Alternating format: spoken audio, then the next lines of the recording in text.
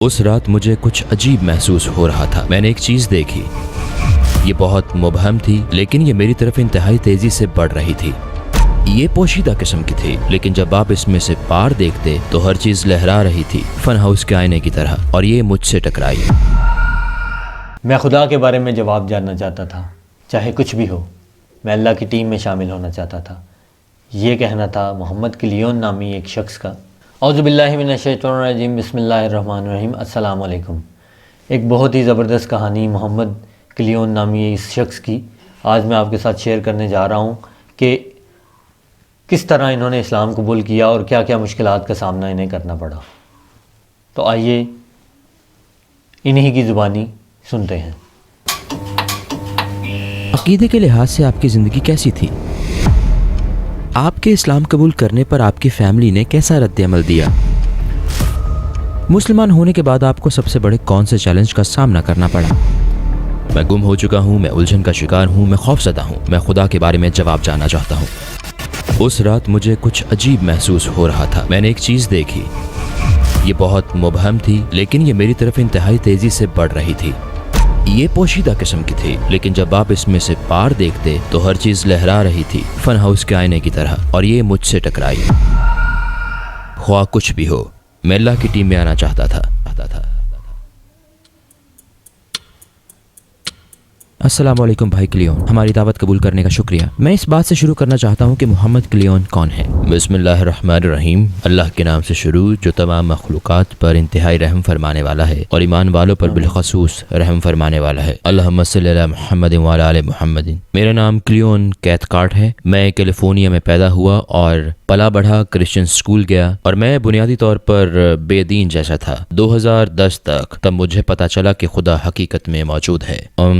الحمدللہ بنیادی طور پر وہ میرے حواس میں آنے کا انتظار کر رہا تھا۔ عقیدے کے لحاظ سے آپ کی زندگی کیسی تھی؟ میں ایک کرسچن سکول اور ایک کرسچن فیملی میں پلا بڑھا، لیکن ایک خاص پوائنٹ پر میں نے یہ عقیدہ چھوڑ دیا۔ کیوں؟ بس یہ معقول نہیں تھا۔ میرے اندازے کے مطابق خدا کو جیسا ہونا چاہیے تھا، ٹرینٹی میں مجھے وہ نظر نہیں آ رہا تھا۔ جیسے ہم کہتے ہیں خدا ایک ہے، اس میں تین ہے، یہ کچھ الجھن کا باعث تھا۔ ہم ایک انسان کو خدا بنا رہے تھے۔ خدا کے بارے میں اس وقت اور اب بھی میرا تصور یہ ہے کہ وہ بہت طاقتور ہے، وہ پوری کائنات بنا سکتا ہے۔ میں مکمل طور پر کیسے بیان کر سکتا ہوں کہ وہ کیسا ہے؟ یہ معقول نہیں لگتا کہ خدا یہاں کہیں واک کر رہا ہو، اور جیسے کہ خدا کو اپنے آپ کو انسان کی شکل میں تخلیق کرنا پڑا تاکہ وہ خود کو مار سکے، تاکہ ہم بخشے جائیں۔ اور جیسے میرا مطلب ہے، کیا وہ ہمیں ویسے معاف نہیں کر سکتا؟ اور جب میں کالج گیا، میں یہودی عبادت گاہ گیا اور میں نے ان کے پیشوا سے کہا، میں یقین سے نہیں کہہ سکتا لیکن میرا خیال ہے میں ایک یہودی ہوں، کیونکہ میرا ایمان یہ نہیں عیسیٰ خدا کے بیٹے ہیں، اور آپ لوگ بھی ایسا کہتے ہیں۔ کیا آپ مجھے بتا سکتے ہیں کہ آپ کا عقیدہ کیا ہے؟ تو ہو سکتا ہے میں یہودی ہو جاؤں۔ تو اس نے کہا کہ آپ کی ماں یہودی ہے؟ تو میں نے کہا نہیں، میری ماں یہودی نہیں۔ تو اس نے کہا پھر تم یہودی نہیں ہو سکتے۔ میں نے سوچا خدا چاہے گا کہ ہم اس کی عبادت کریں، تو اگر وہ حقیقی خدا ہے تو وہ ایسا کیوں کہے گا کہ میں کسی مخصوص لوگوں کے گروہ کا حصہ نہیں بن سکتا؟ تو ضرور ایسا ہے کہ خدا موجود نہیں، اور یہ وہ مرحلہ تھا جہاں میں نے چھوڑ دیا کہ ان ساری چیزوں میں مجھے تضادات محسوس ہو رہے تھے۔ اس وقت لگتا تھا کہ سائنس پورے ارتقاء کے ساتھ جوابات فراہم کر رہی تھی۔ سائنسدان اس بارے میں بات کر رہے تھے کہ ہمیں خدا کی ضرورت کیسے نہیں ہے، اور مجھے لگا وہ مجھ سے زیادہ اسمارٹ ہیں۔ تو پھر میں بھی باقی لوگوں کی طرح یہی سمجھنے لگا، تو میں نے خدا پر یقین رکھنا چھوڑ دیا۔ خدا کی موجودگی کے بارے میں آپ کی رائے کیسے تبدیل ہوئی؟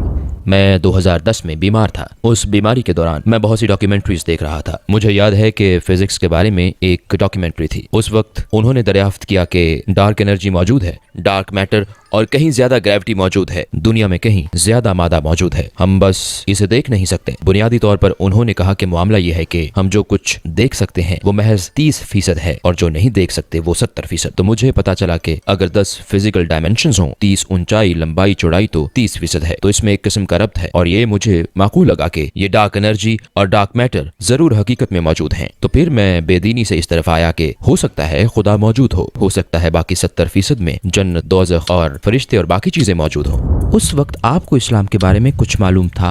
شاید اس کے فوراً بعد، لگ بھگ اس وقت میں نے پہلا قرآن لیا۔ ٹیلی ویژن پر ایک اشتہار آیا تھا، اگر آپ کو فری قرآن چاہیے تو ہمیں کال کریں، ہم اسے بذریعہ ڈاک بھیج دیں گے۔ مجھے قرآن ملا، میں نے اسے کھولا اور میں نے حضرت عیسیٰ اور موسیٰ علیہ السلام اور بائبل میں موجود ये सारे पैगंबरों के नाम देखे, और जैसा कि मैं बाइबल पर यकीन नहीं करता था, मैंने सोचा मैं कुरान पर यकीन कैसे कर सकता हूँ, है ना। मेरा मतलब है ये बुनियादी तौर पर एक ही चीज है, तो मैंने इसे नहीं पढ़ा। मैंने बस ये नाम वहाँ देखे और कहा बस ठीक है, मुझे और कुछ नहीं जानना, और इसे एक तरफ रख दिया। मुझे इस्लाम के बारे में कुछ पता नहीं था सिवाय इसके कि वो हजरत मूसा और ईसा अलैहिस्सलाम को और पैगंबर मोहम्मद सल्लल्लाहु अलैहि वसल्लम को मानते हैं अलैहिमुस्सलाम। तो इस्लाम की तरफ आपका सफर असल में कैसे शुरू हुआ?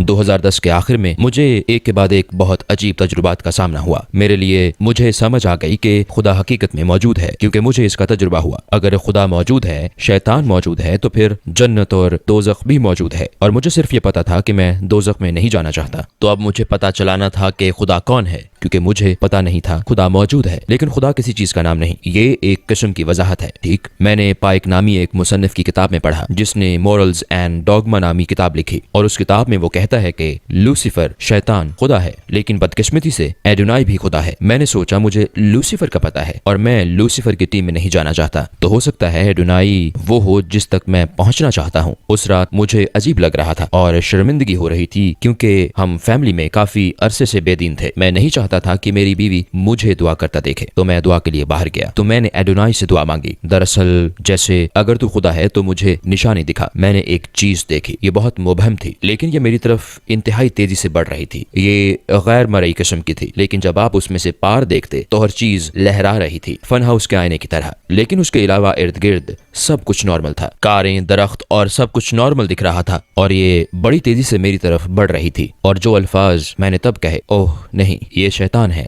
और वो चीज मुझसे टकराई। मुझे यकीन था कि वो नेगेटिव एनर्जी थी, क्योंकि उसने मेरी सारी एनर्जी ले ली, हत्ता कि मैं सोच भी नहीं सकता था कि हुआ क्या है। मैं बिस्तर पर जा लेटा और पड़ा रहा, और मैं 12 घंटे बाद जागा, मदहोश सा, चकराता हुआ और दर्द में डूबा सा। मैंने सोचा मुझे ऐसा क्यों महसूस हो रहा है, मुझे क्या हुआ था? ओह हाँ, कल रात मैंने शैतान को देखा था, मतलब ये जरूर ठीक रास्ता नहीं है। ठीक कहा, एडोनाई वो नहीं जिसकी मुझे तलाश है। तो फिर इसके बाद आपने किससे दुआ की?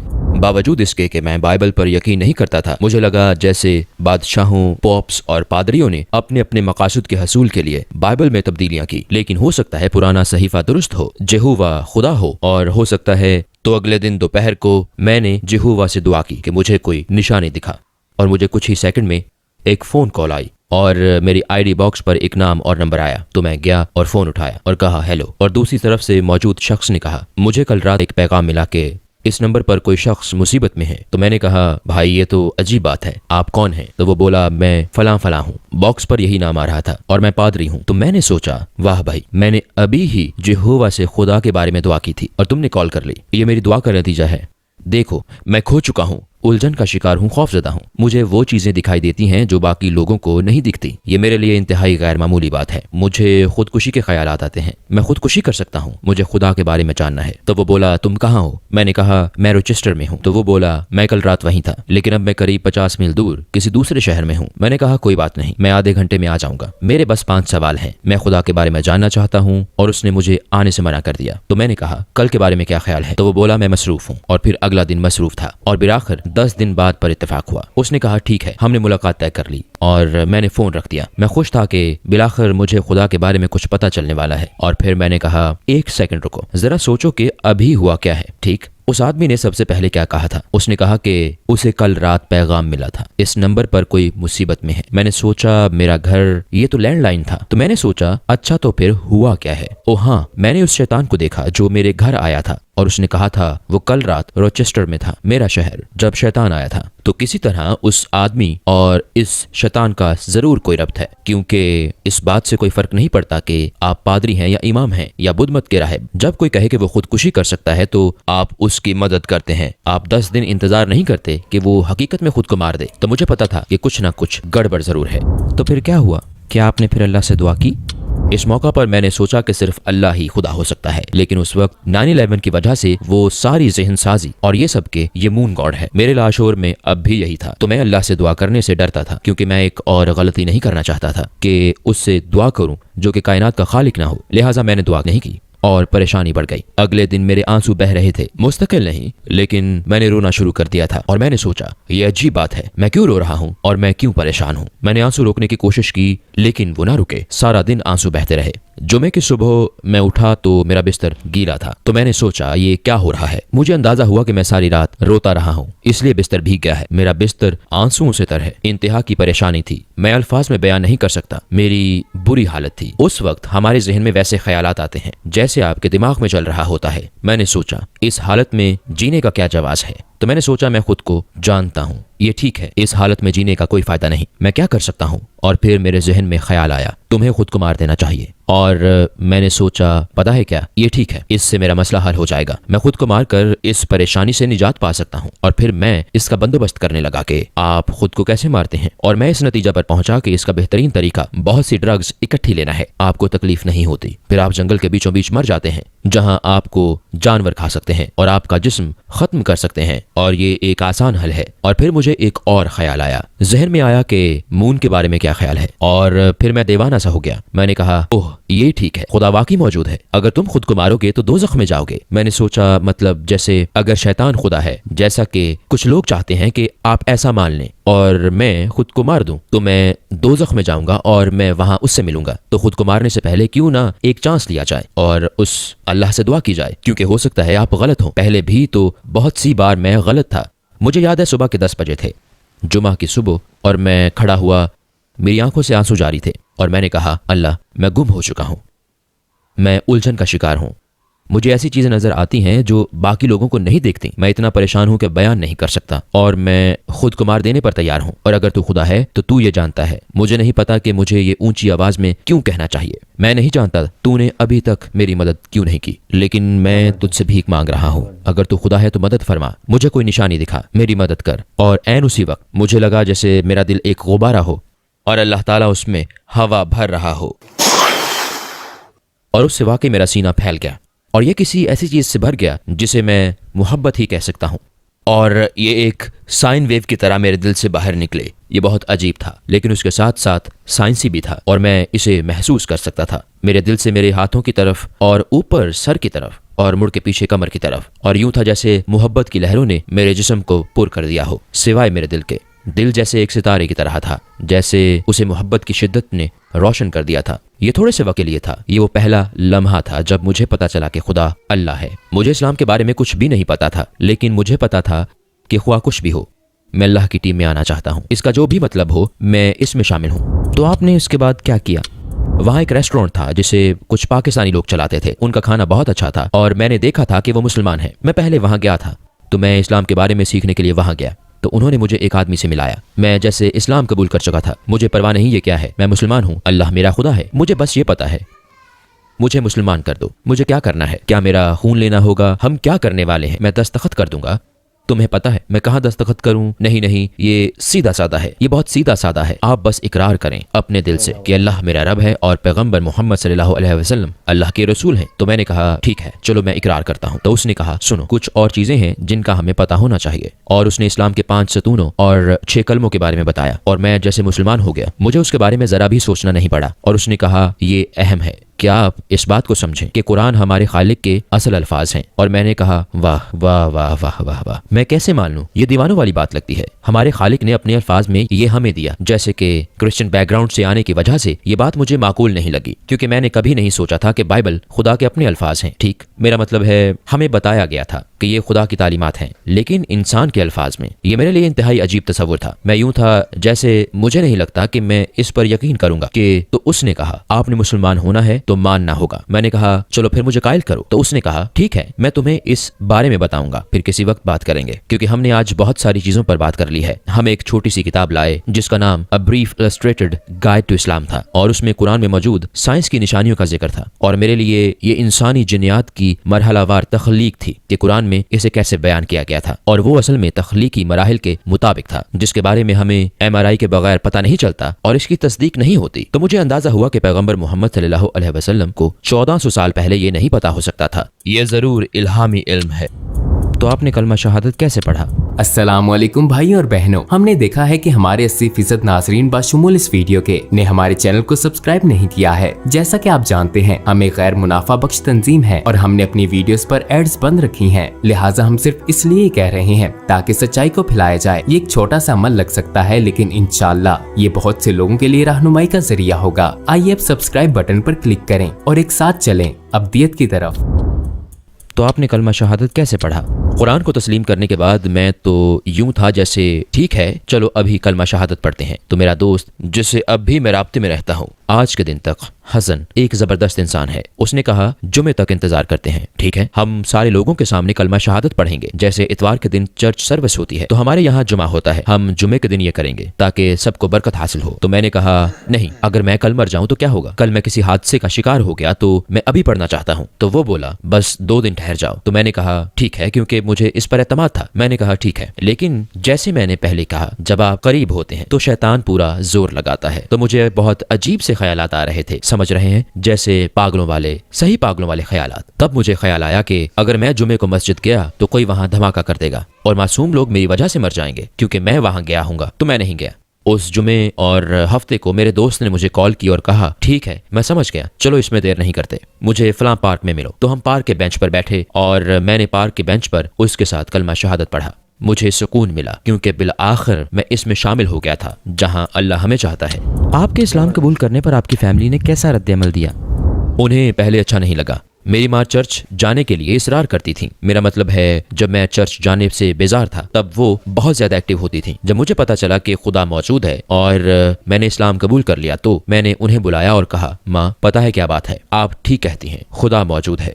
तो वो बहुत खुश थी। तो उन्होंने कहा ओह ये तो बहुत अच्छी बात है, क्योंकि हम बचपन से बैप्टिस्ट चर्च जाया करते थे। वो बोली क्या तुम्हें बैप्टिस्ट चर्च मिल गया? तो मैंने कहा नहीं मैं बैप्टिस्ट चर्च नहीं गया। उन्होंने कहा अच्छा तुम्हारे इलाके में लूथरन चर्च भी है, क्या तुम लूथरन चर्च गए थे?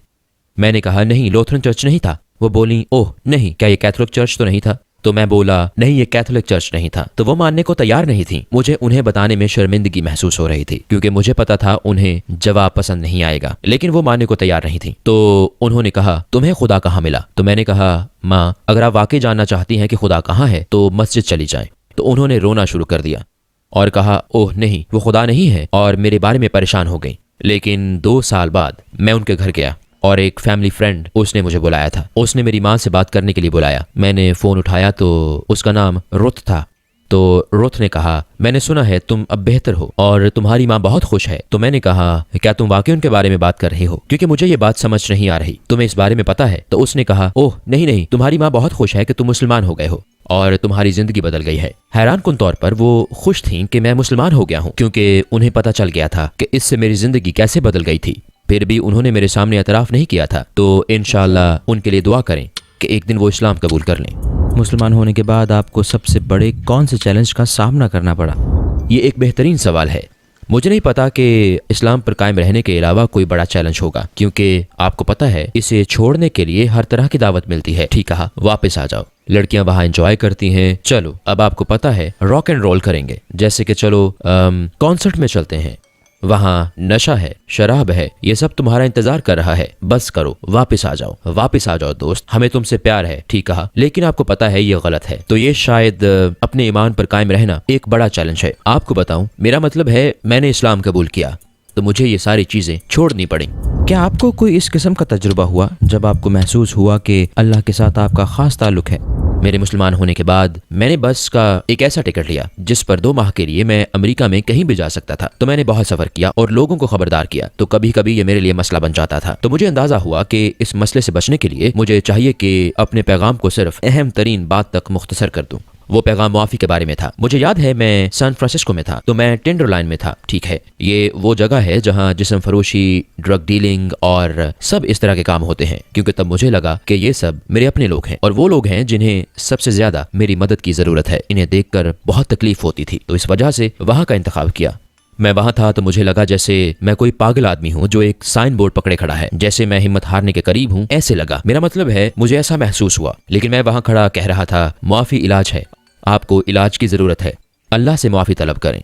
تو لوگ میرے پاس آتے اور کہتے میں کتنا پاگل ہوں، اور وہ مجھے کوستے اور کہتے کہ وہ مجھے وہاں نہیں دیکھنا چاہتے، اور وہ کہتے یہاں سے دفع ہو جاؤ۔ میں وہیں کھڑا رہتا اور اپنا کام جاری رکھتا۔ تقریباً 5-6 گھنٹے کے بعد آپ تھک جاتے ہیں، اور مجھے یاد ہے میں کہتا یہ بے وقوفی ہے، تم کیا کر رہے ہو، تم پاگل ہو۔ وہ ٹھیک کہتے ہیں، تم یہاں کھڑے ہو، ان لوگوں سے خدا کی بات کر رہے ہو، انہیں خدا کی کوئی پرواہ نہیں، کیا کر رہے ہو، یہاں سے چلے جاؤ۔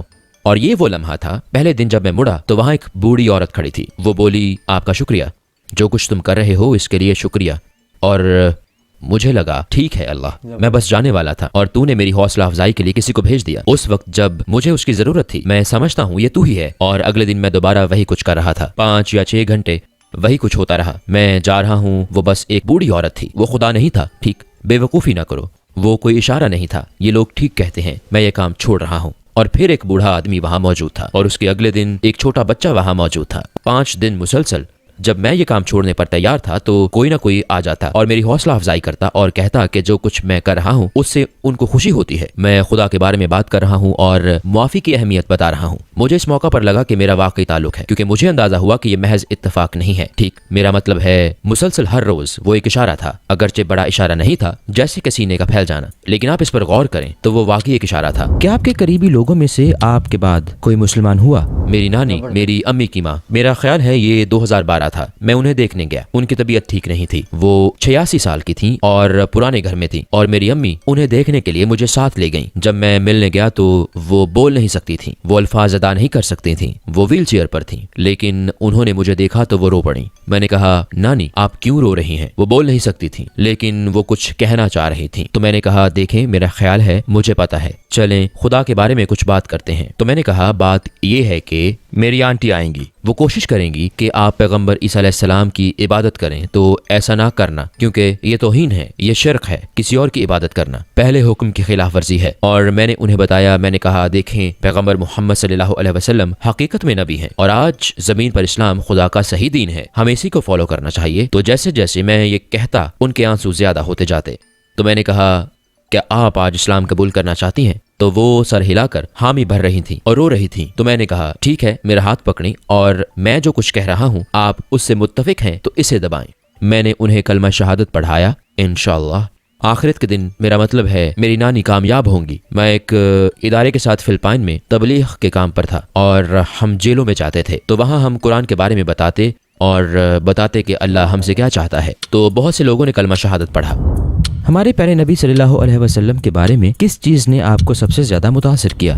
انسانیت کے لیے ان کی رحم دلی نے، ان کے معاف کر دینے کی خوبی نے، ان کے اپنے مطابق سب سے برا دن ہم سب جانتے ہیں وہ طائف کا دن تھا جب لڑکے ان کا پیچھا کر رہے تھے، لڑکوں نے پتھر مارے، آپ کے علم میں ہے کہ انہیں زخمی کر دیا گیا تھا اور ان کے پاس اختیار تھا کہ پہاڑیوں کو ان پر دے مارا جاتا، اور انہوں نے کہا کہ میں ایسا نہیں کرنا چاہتا، ہو سکتا ہے ایک دن یہ لوگ مان جائیں، اور وہ مان گئے۔ تو ان کے معاف کر دینے کی خوبی اور صحیح راستے پر لانے میں لوگوں کی مدد کرنا۔ اس وقت آپ کون سے پروجیکٹس پر کام کر رہے ہیں؟ میں تبلیغ کے لیے بہت سے پروجیکٹس پر کام کر رہا تھا۔ امریکہ میں میرا ایک اسپیشل پروجیکٹ ہے، فرقان فاؤنڈیشن کے ساتھ فرقان پروجیکٹ، جس میں وہ انگریزی زبان میں قرآن تقسیم کرتے ہیں۔ میرا خیال ہے یہ تقریباً 6 لاکھ قرآن تھے جو انہوں نے پہلے ہی تقسیم کر دیے تھے، اور اب میرے مطابق یہ 1.6 ملین ہو گئے ہیں، اور میرا گول ہے کہ 2.6 ملین یا اس سے زائد تعداد تقسیم کرنے میں ان کی مدد کروں، کیونکہ مجھے اسی ادارے سے اپنا پہلا قرآن ملا تھا۔ جن لوگوں کو قرآن کی ضرورت ہو یا جنہیں قرآن چاہیے ہو، ان تک قرآن پہنچانے کے لیے یہ بہت اچھا کام کرتے ہیں۔ بہت سے تبلیغی ادارے، انگریز تبلیغی ادارے فرقان قرآن استعمال کرتے ہیں۔ اپنے حتمی تاثرات کے طور پر آپ کیا کہنا چاہیں گے؟ اللہ آپ کو کامیاب دیکھنا چاہتا ہے اور آپ کا انتظار کر رہا ہے۔ اللہ ہم سب کا منتظر ہے کہ ہم اسے فالو کریں۔ آپ جانتے ہیں کہ آپ اللہ کی طرف ایک قدم بڑھاتے ہیں تو وہ آپ کی طرف 10 قدم بڑھتا ہے، اور آپ چند قدم بڑھاتے ہیں تو وہ آپ کی طرف دوڑ کر آتا ہے۔ تو اللہ چاہتا ہے کہ ہم اسے تلاش کریں۔ بالکل، اللہ تعالیٰ اتنی طاقتور ذات ہے کہ وہ انسان کے تمام گناہ معاف کر دیتا ہے، پر اللہ تعالیٰ یہ کبھی برداشت نہیں کرتا کہ اس کے ساتھ کسی اور کو شریک ٹھہرایا جائے۔ مزید اس طرح کی ویڈیوز دیکھنے کے لیے ہمارے چینل کو لائک، شیئر اور سبسکرائب کیجیے۔ اللہ آپ کا حامی و ناصر ہو۔ اللہ حافظ۔